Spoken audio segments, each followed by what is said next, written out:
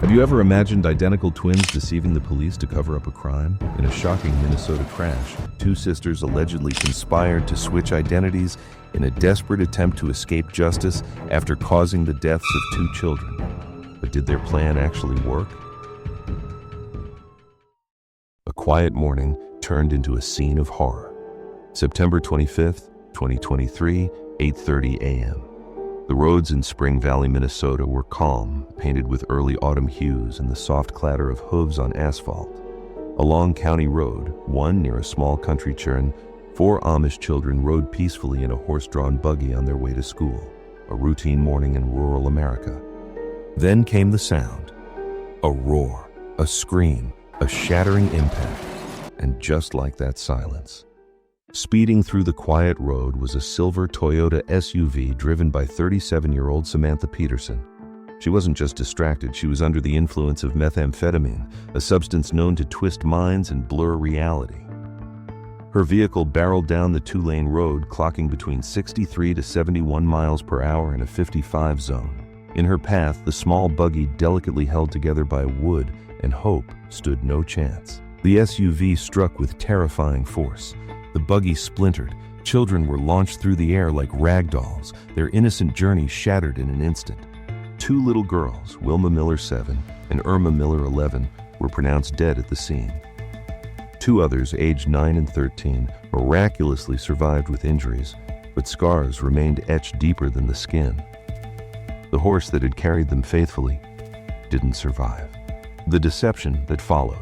As the dust settled and sirens echoed in the distance, Samantha didn't run, but she didn't exactly stay either. Instead, she made a phone call not to confess but to conspire. On the other end of the line was her identical twin sister, Sarah Peterson. Within minutes, Sarah arrived driving her own black Toyota SUV. Two women, two identical faces, two vehicles, one twisted plan. When authorities reached the crash site, the scene became a puzzle wrapped in deception. Both sisters claimed to have been involved, but which one was driving Sarah, still under federal probation for drug-related charges, insisted she had been behind the wheel of the silver SUV, the one that caused the fatal crash. But the pieces didn't fit. The question haunted everyone. Why involve her sister? Was it panic? Was it manipulation? Or something darker? A long-standing pact between two sisters who would rather twist reality than face its consequences. Spring Valley, a town that rarely made headlines, found itself at the heart of a chilling mystery, one that went beyond a tragic accident. This wasn't just about reckless driving. It was about lies, loyalty, and a fatal betrayal of innocence. Two lives lost. Two others were scarred for life. A horse died. A family shattered. A community haunted. And two sisters whose bond became the center of a moral firestorm. Behind the wheel of a silver Toyota SUV, something sinister was brewing. Samantha Peterson was not in control, not of her life, not of her mind, not of that speeding vehicle. High on methamphetamine, her grip on reality was slipping. Blurred vision, unstable thoughts, chaotic emotions. The drug had her and it wouldn't let go. Samantha's recent text messages hinted at desperation. Internet searches revealed her torment. She'd been looking into treatment centers, crying out silently for help, but help came too late. That morning, Samantha drove without purpose, no confirmed destination, no known plan. She was spiraling fast and alone. Her silver SUV became a steel missile on a quiet rural road. Her choices, clouded by chemicals, would soon tear lives apart. At the same time, miles away, her identical twin sister, Sarah Peterson, was also absent from work, from responsibility, from truth. Sarah was supposed to be at her job in Rochester that morning, but she wasn't. That detail would prove critical later when the lies began. Sarah had been released from federal prison just 4 months earlier in May 2023. Her crime drug-related, her freedom conditional. She was under federal probation. Any legal trouble now could send her back behind bars. They were twins, identical in appearance, inseparable in chaos. What one lacked in control, the other made up for in cunning. They knew how to cover each other's tracks, and this time the stakes were deadly. As Samantha's SUV tore down the road that morning, 4 Amish children rode a horse-drawn buggy ahead of her. They were on their way to school, laughing, chatting, completely unaware of what was about to happen. The collision was brutal. The buggy shattered into pieces. And Samantha, she didn't flee the scene. Instead, she called Sarah. That scene is almost unbearable to picture. A fragile buggy, a simple moment of life and innocence, obliterated in a heartbeat. The image of that SUV slamming into something so delicate, so full of quiet purpose, feels like a punch to the soul. Those children, Wilma and Irma, their names linger like whispers of what was lost. They were just living, just being kids, and in an instant, everything was torn away. The survivors may heal on the outside, but how do you ever recover from something like that? The sound of impact, the screams, the silence afterward, it all becomes a haunting that never leaves. Minutes after the crash, Sarah arrived in her own black Toyota SUV. When police reached the site, they found two identical women, each claiming to be the driver. Two SUVs, one wrecked, one untouched. Sarah stepped forward, stating she had been driving the silver vehicle. She tried to own the crash. Why? Because her sister's freedom. Was it worth the lie, or because her own record made her more expendable? But something didn't add up. Sarah claimed she had been driving back from work in Rochester, but her employer confirmed she never showed up that morning. More inconsistencies followed. Eyewitnesses reported seeing only one woman in the silver SUV at the time of the crash, Samantha. Surveillance footage near the crash site confirmed it, and Samantha's own phone data placed her behind the wheel at the time of impact. The sisters' web of deception began to unravel. But still, why go this far? Why attempt to trade places in a moment so dark? The answer investigators believed was fear. Fear of prison, fear of losing control, fear of facing justice. Sarah, already on thin ice with the law, likely saw herself as beyond saving. If her confession could protect Samantha, maybe she thought it was worth it. Or maybe this was a pact made long before the crash. What if this wasn't the first time? What if this game of mirrors had been their way out of consequences before police uncovered signs that the sisters had a complicated, deeply entwined past, codependent, chaotic, and dangerous, each covered for the other time and time again. But this time 2 children were dead. The stakes had never been higher. Eventually, under pressure and the weight of mounting evidence, Samantha admitted the truth. She had been driving. She had taken those lives. Without warning, without time to swerve or shout, the silver SUV slammed into the side of the buggy. Wood exploded. Glass flew. The sound of screaming filled the air, and then silence. The force of the crash was catastrophic. The buggy struck broadside, shattered instantly. The children were thrown from the vehicle bodies, hurled into a roadside ditch, landing in twisted, broken positions among splinters and blood. The scene was one of unspeakable horror. A rural road once so quiet was now transformed into a nightmare. Blood on the grass, the air is thick with dust, gasoline, and grief. The sound of sirens still distant, still unaware of just how much had been lost. The investigation would reveal disturbing details. Samantha, under the influence of a powerful stimulant, was traveling at unsafe speeds. Her perception was warped, her reaction time diminished, and her ability to recognize danger completely gone. According to one of the children who survived, the eldest just 13 years old, the buggy had veered slightly toward the shoulder of the road. The soft shoulder had caused it to tilt gently but not dangerously. This kind of sway wasn't uncommon on rural roads. But even then, the child never saw the SUV coming, and that made the tragedy all the more chilling. There was no attempt to avoid the crash. Samantha didn't slow down. She didn't try to save them. It was as if they were invisible to her ghosts on the road she never saw. Worse still, the design of the buggy placed all 4 children on a single bench, side by side. There was no protection, no seatbelts, no crumple zones, just wood faith and fragile bodies. Some tried to argue the buggy's sway toward the shoulder contributed to the crash, but the law and common sense said otherwise. Samantha had no right to be behind the wheel, not in her condition, not at that speed. The accident wasn't just an unfortunate moment, it was the direct result of reckless drug-influenced behavior. Her actions violated multiple laws, operating a vehicle under the influence, speeding in a rural area, and ultimately causing death through negligence. No matter how you framed it, this was not an accident, it was a consequence.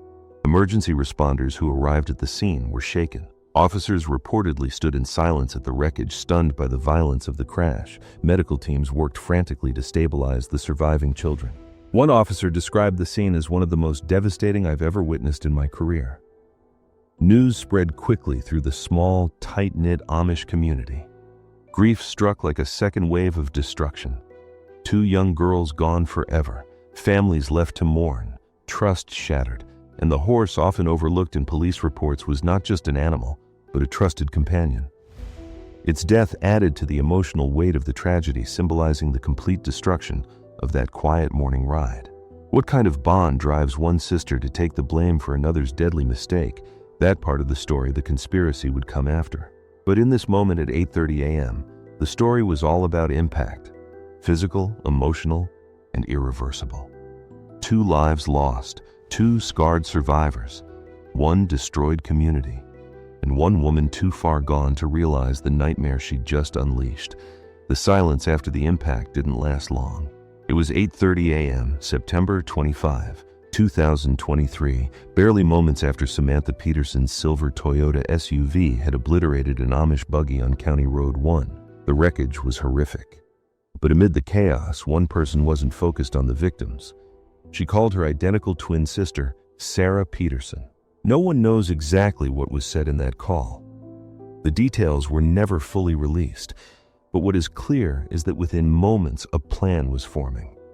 A plan born from fear, desperation, and a twisted bond between 2 women who looked exactly alike and knew exactly how to use that to their advantage. After contacting Sarah, Samantha finally dialed 911.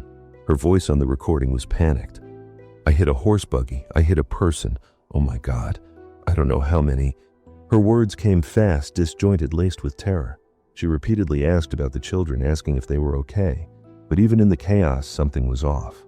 She mentioned her phone battery was low, an odd detail considering the gravity of the situation. Was it true? Or was it a calculated way to cut the call short, avoiding deeper questioning? Within minutes, emergency units were en route. But so was Sarah. Sarah arrived in her own SUV, a black Toyota different from the silver one crumpled on the roadside. The moment she stepped onto the scene, the deception began.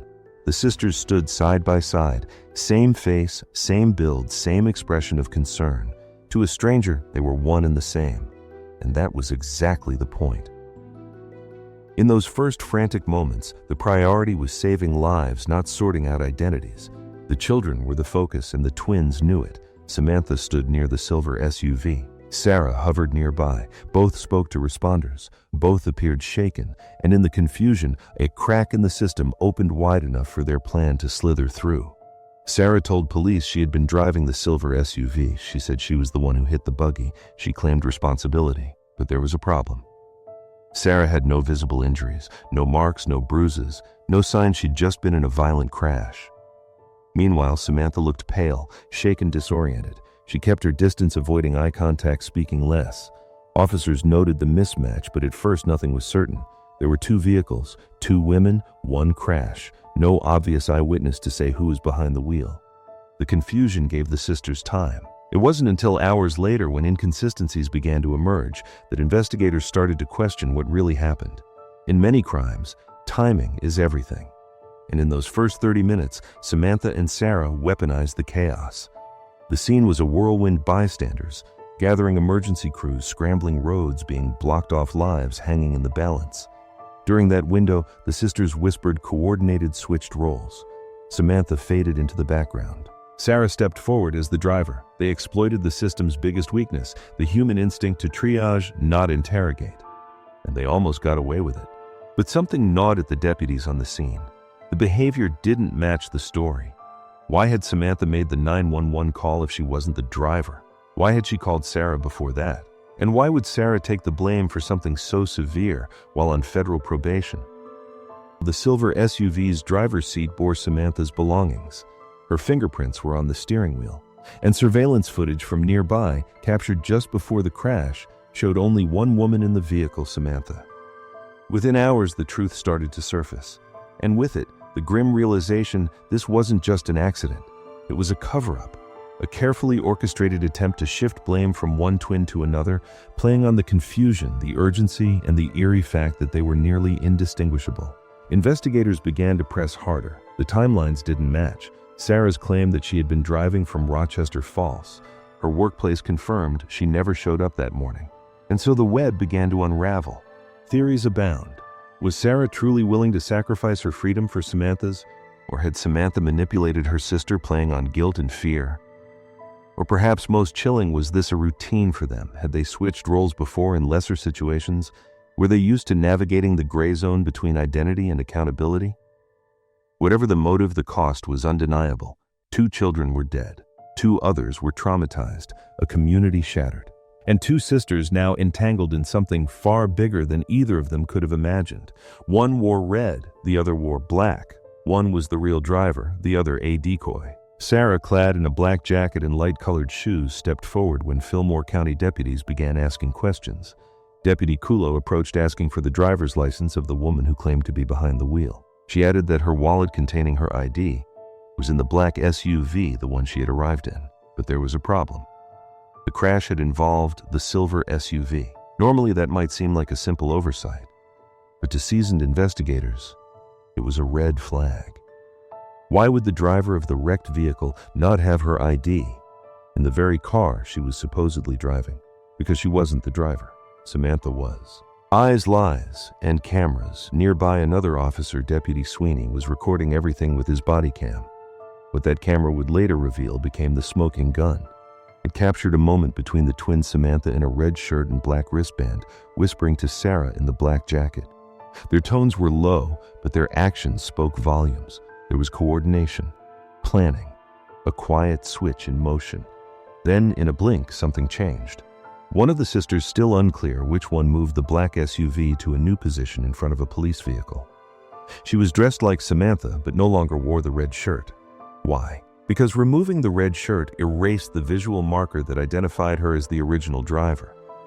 It was a psychological sleight of hand, a switch, not just of identity, but of memory.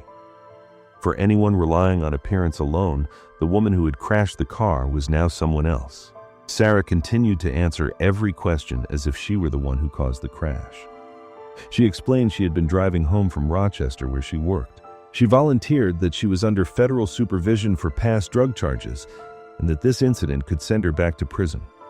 Her voice trembled, her eyes darted. She played the role well, a nervous woman caught in a nightmare. But her fear wasn't about the accident. It was about getting caught in the lie. The audio that gave them away. Later review of Sweeney's body cam would uncover the truth. During a moment when deputies had briefly stepped away, the twins spoke again. This time their conversation was caught crystal clear. "There's no way they can tell the difference between us," Sarah whispered. "So they won't know. It wasn't a slip, it was a confession. Right there in the middle of a crime scene, the twins had practically admitted they were swapping identities." Samantha's reply was chilling in its simplicity. "There's nothing in your car, right? Just a little weed?" Sarah answered. "But it's legal. It's my car." That exchange revealed more than intent. It showed planning, control, and a disturbing calm amid catastrophe. No injuries, no truth. But deception, no matter how well rehearsed, leaves fingerprints, and it didn't take long for those fingerprints to emerge. Sarah's workplace in Rochester confirmed she had never shown up that morning. Her story unraveled. Surveillance footage from earlier that day showed Samantha alone in the silver SUV, no Sarah in sight. And then there was that chilling audio, the whispered conversation where the sisters practically admitted to the switch. It became clear this was no accident. It was a calculated deception engineered at the scene in real time. Why take the risk? Sarah's actions were reckless. She knew the stakes. She was on probation. One mistake could send her back to prison for years. So why lie? Because blood is thicker than law. Sarah believed her sister, impaired by drugs, emotionally unstable, wouldn't survive another legal battle. Maybe she believed she could take the hit and somehow get a lighter sentence. As the blood-stained morning of September 25, 2023 turned into a shadowed afternoon, the wreckage on County Road 1 was slowly cleared. The cries of the injured faded into ambulance sirens. The smell of scorched rubber still lingered in the air. But for the Fillmore County Sheriff's Office, the real investigation was just beginning. What seemed at first to be a deadly traffic accident, tragic but straightforward, was now unraveling into something far more twisted. While documenting the scene and processing the silver Toyota SUV, now crumpled and blood-splattered, officers noticed the unmistakable scent of marijuana. Inside the vehicle, burned joints were found. Not just one, several. This wasn't just a casual detail. It changed everything. If the person behind the wheel had been under the influence of drugs, the crash wasn't just tragic, it was criminal. And so the call was made. A drug recognition expert was summoned to the scene.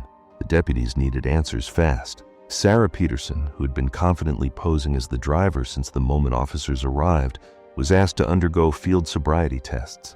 Her body was clean, no visible injuries from the crash, no signs of impairment. Still, protocol demanded more. She was taken to the sheriff's office where a court-ordered blood sample was drawn. And when the results came back, nothing. No meth, no marijuana, no substances in her system, which begged the question. If she was the driver, why was the vehicle reeking of marijuana? Why were her results clean while the SUV told another story? The puzzle pieces weren't fitting. And that's when detectives turned their eyes towards Sarah's story and the shaky foundation it stood on. Sarah had told officers she was driving home from work in Rochester when the accident occurred. She claimed she had just finished her morning shift, and that's why she was behind the wheel of the silver SUV at 8:30 a.m. It sounded plausible. Until detectives paid a visit to her employer. The answer they received was like a bullet through the heart of her alibi. Sarah hadn't shown up for work that day. In fact, text messages between Sarah and her manager revealed that she had never planned to go in, and more importantly, those same messages hinted at something darker, a cover-up already in motion. One message from Samantha read, "I'm in shock. I'm trying to get into a treatment center." The context was chilling. Sarah hadn't been driving home from work. She had been driving into a lie. The text history confirmed what investigators were beginning to suspect. Sarah wasn't just involved, she was actively trying to shield her sister from the consequences of the crash. Samantha had reached out desperate and spiraling. And Sarah, despite being on federal probation, had responded not with caution, but with complicity. The clean drug test paired with the damning contents of the SUV created a split narrative, one that couldn't logically coexist, one that demanded a closer look. And so the spotlight slowly began to shift from Sarah's shaky confession to Samantha's conspicuous silence. Officers on the scene began quietly comparing notes. If Sarah had nothing in her system, how could she have been behind the wheel of a vehicle contaminated with evidence of drug use? The answer, of course, was that she wasn't. The real driver, the one who made the 911 call, the one who had looked visibly shaken, who had avoided direct questions, who had passed responsibility like a ghost in red, was Samantha. Now, with every passing hour, the foundation of their deception was cracking. The twins had played a dangerous game at the scene, betting that their identical appearances and the confusion of the moment would carry their story through. But they underestimated two things: evidence and time. The shift in suspicion didn't happen all at once. It came in waves, small inconsistencies stacking atop one another until the story could no longer support its own weight. The drugs in the vehicle, the clean test results, the false workplace alibi, the text messages that read like coded messages between conspirators, and the chilling fact that Sarah was willing to lie even when it meant risking her own freedom. Because in her mind, protecting Samantha mattered more than telling the truth. But justice has its own patience, and it was closing in. The morning of September 26th, 2023. The storm of lies, confusion, and chaos from the day before was beginning to settle. And now investigators had something solid, something no twin swap or whispered excuse could erase. It was the one thing she couldn't control. And when the results came back, they told a story more damning than any confession. After unraveling the suspicious behavior at the crash site and exposing the identity switch charade between Samantha and her twin sister Sarah, authorities finally obtained a court order to draw Samantha's blood. The results were chilling. In her system, toxicologists found methamphetamine delta-9 THC, and their metabolites clear undeniable evidence that Samantha had been driving under the influence of multiple substances at the time of the deadly collision. This wasn't speculation. It wasn't hearsay. It was science, and it obliterated the last remnants of her defense. She wasn't a bystander. She wasn't a passenger. She was the driver. With the blood work complete, investigators moved quickly. A second court order gave them access to Samantha's phone, where a trail of guilt was already waiting. There it was, preserved like a crime scene, frozen in time, her Google searches in the hours after the crash. What happens if you hit an Amish buggy and kill 2 people? How to delete location data from iCloud? How to lock an iPhone when the police have it? Each search added another layer to the already overwhelming case against her. She hadn't just been high. She hadn't just crashed. She had tried to cover it up. In the eyes of the law, these 2 pieces of evidence, the blood test and the phone history, formed an unbreakable chain of proof. The presence of drugs proved impairment. The digital trail proved consciousness of guilt. Together, they didn't just suggest criminal behavior, they screamed it. No jury would need convincing now. And as detectives pieced together the timeline from Samantha's drug use to the moment of impact to the calculated Google searches, they saw not just a crime of recklessness, but one of intentional deception. The twin switch was no longer clever. It was desperate. Sarah's clean test results, her crumbling alibi, and the damning evidence from Samantha's own devices turned their act into a failed performance. And now the spotlight was fully on Samantha. 2 children were dead. 2 others left scarred, a horse slaughtered, and no lie, no disguise, no digital delete button could reverse it. Blood doesn't lie. And when combined with the digital evidence data that revealed her thoughts, fears, and plans, it became the final nail in the coffin. The woman who had stood silently at the scene letting her sister take the fall was now fully exposed. There was nowhere left to run, no more roles to swap, no more stories to twist. The truth had surfaced. The lies, the switch, the blood, the digital footprints, everything had aligned into a narrative of guilt and deception.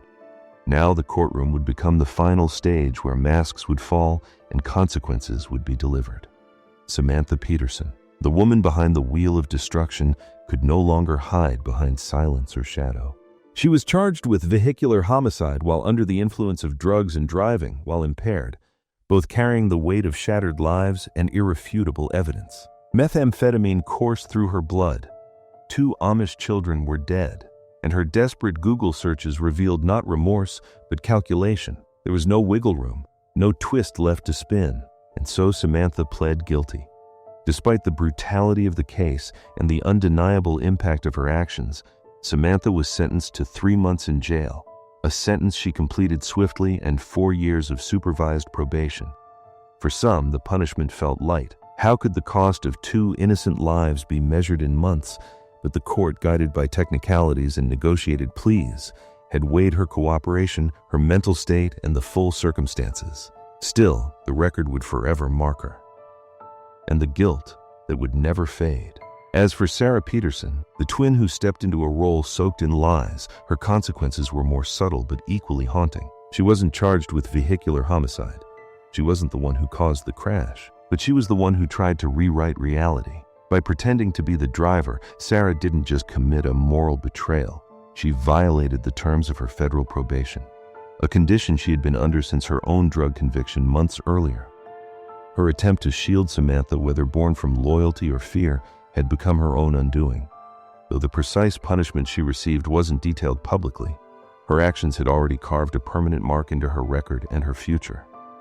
In the end, the tale of Samantha and Sarah Peterson wasn't just about one tragic crash. It was about what people will do for their family, what they'll risk, what they'll sacrifice, and what they'll become when the truth is no longer convenient. 2 sisters, 1 dead horse, 2 lost children, and a pact of silence that came undone in the cold light of evidence. Long after the crash site had been cleared and the courtroom quieted, the impact of Samantha Peterson's choices continued to ripple through families, through fields, and through a tight-knit community forever changed. What happened on that road in Spring Valley wasn't just a legal case, it was a wound. For the Miller family, the loss was unspeakable. 2 daughters, Wilma age 7 and Irma age 11, gone in an instant. Their buggy, once a symbol of innocence and tradition, now a memory soaked in tragedy. In the face of such devastation, the Amish community did what few others could. They offered forgiveness. One member reportedly told Sarah Peterson it was God's plan, a sentence that chilled outsiders, but in their faith, it was a reflection of grace. Still, no amount of spiritual acceptance could dull the agony. No verse or prayer could fill the empty chairs at the dinner table. The Peterson twins had created a void, and nothing would ever be the same. The crash sparked more than grief. It ignited debate. Should horse-drawn buggies be allowed on public roads? Are they safe in a world built for speeding steel? Both Sarah and Samantha, even amid their legal chaos, voiced their opinions, arguing that buggies pose dangers in modern traffic. But that argument, though provocative, couldn't erase Samantha's blood test results. It couldn't un-Google her search history, and it couldn't bring back the children she killed. Blame in this case had already been carved into stone. A wake-up call on wheels. More than anything, the crash served as a grim reminder of the consequences of driving under the influence. Samantha's meth-fueled morning drive wasn't just reckless, it was lethal. Her case became a stark warning to drivers, to lawmakers, to families watching the news in disbelief. No one plans to kill a child on their morning commute, but behind every steering wheel, one decision, one high, can turn a road into a graveyard. Despite the twisted effort to swap identities, despite the panic and deception, the facts never stopped speaking. DNA, blood, digital footprints, and time. Everything worked against the Peterson twins' illusion. In the end, truth became the final witness, and it testified louder than any lawyer could. The case will be studied not just for its tragedy, but for its lesson that lies rot under the weight of evidence and justice. Though slow, never stops chasing the guilty. At the heart of it all, buried beneath the wreckage and headlines, was a quieter villain: methamphetamine. Samantha's addiction didn't just ruin her life, it ended 2 others, it devastated a family, and it nearly destroyed her sister's future. The tragedy reignited conversations about drug prevention, treatment access, and the hidden crises driving people to extremes. Because Samantha wasn't just a criminal, she was a warning.